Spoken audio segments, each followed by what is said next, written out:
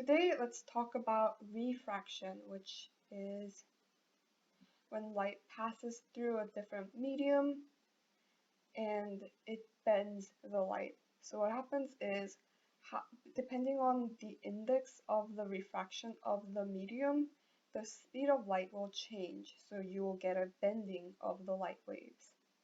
The index of refraction is n, which is c over v. C is the speed of light, 3 times 10 to the 8 meters per second, and v is the new speed of light in the new medium. And v is going to be smaller than the speed of light because speed of light is calculated in vacuum. You can imagine whatever is traveling in vacuum is going to move much faster versus when it has to go through some substance. So v is going to be smaller. It's going to be slower in some medium.